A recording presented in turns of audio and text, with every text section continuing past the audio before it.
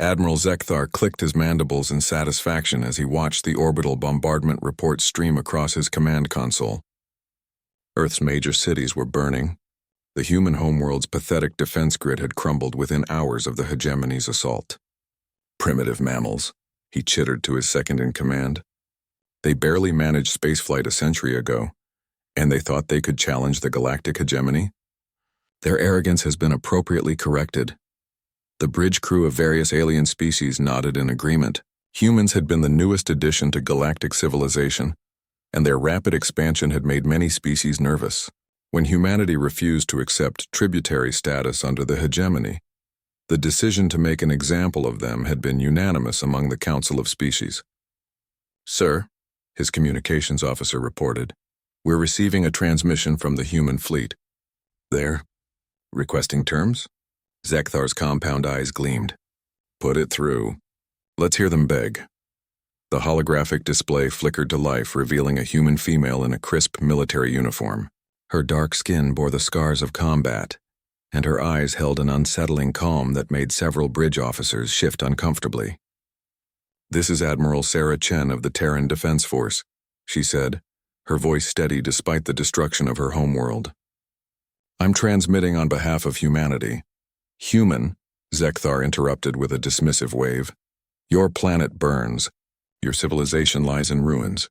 Surrender now, and perhaps we'll allow your species to serve as laborers in the outer systems." Admiral Chen's expression didn't change. "Admiral Zekthar of the 4th Hegemony Fleet, correct? I wanted to thank you personally." The alien admiral's mandibles clicked in confusion. "Thank me? For 300 years, various human governments have tried to unite our species under a single banner. Wars, diplomacy, economic incentives, nothing worked. We remained stubbornly divided." Chen's lips curved into what humans called a smile, though it held no warmth. "Until today." "What are you babbling about, mammal? You see, Admiral, you made a critical error. You attacked our children."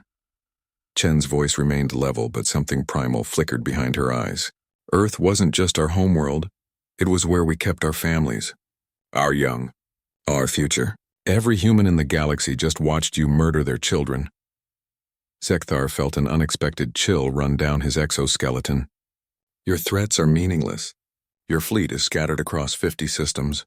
You lack the coordination to— Correction," Chen interrupted. "Our fleets were scattered. Past tense. As of 18 minutes ago, every human military asset in the galaxy received the same order. Converge on hegemony space. Not for conquest. Not for territory. For extermination." The alien admiral's laugh came out as a harsh buzz. "Impossible.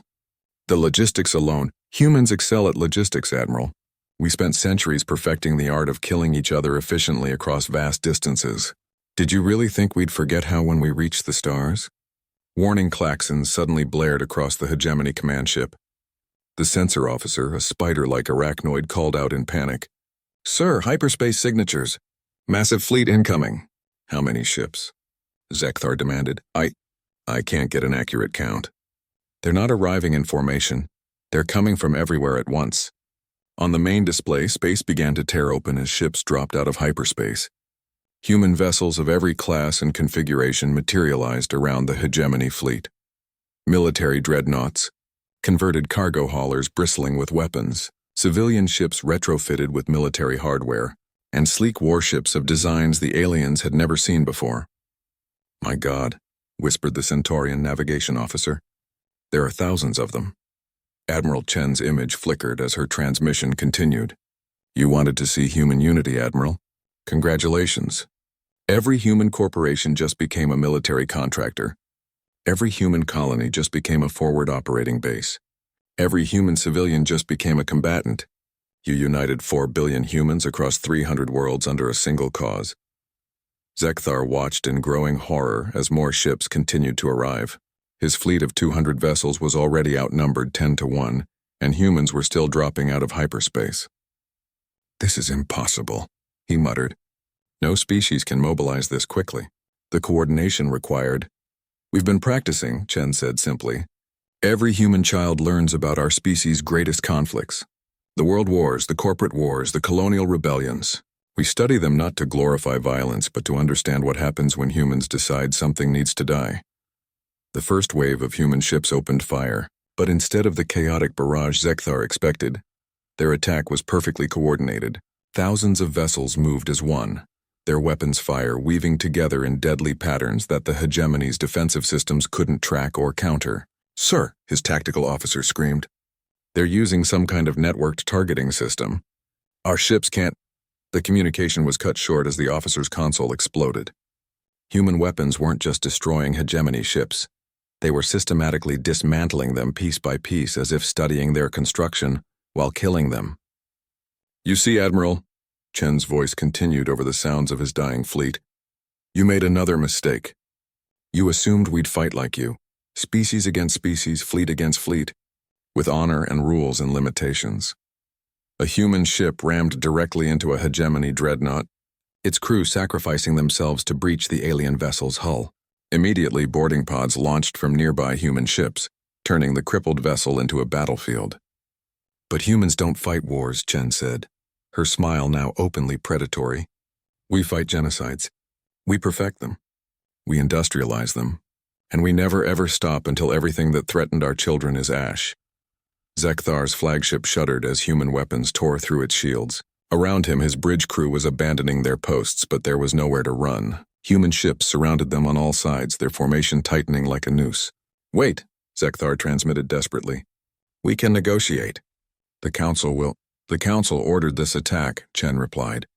"Which means the Council has to die. Don't worry, Admiral. You won't be alone. We're currently en route to every hegemony world, every council chamber, every species that voted to murder our children. This isn't a war anymore. It's an extinction event." As his ship's hull began to breach, Admiral Zekthar understood with crystal clarity why most species in the galaxy lived in fear of each other. They had never encountered anything like humanity, a species that didn't just fight back when cornered, but fought back with the systematic precision of apex predators who had spent millennia perfecting the art of making their enemies extinct. The last thing he saw before the human boarding teams reached his bridge was Admiral Chen's final transmission. "You wanted to see what happens when you threaten humanity's children. Now you know. Pleasant dreams, Admiral."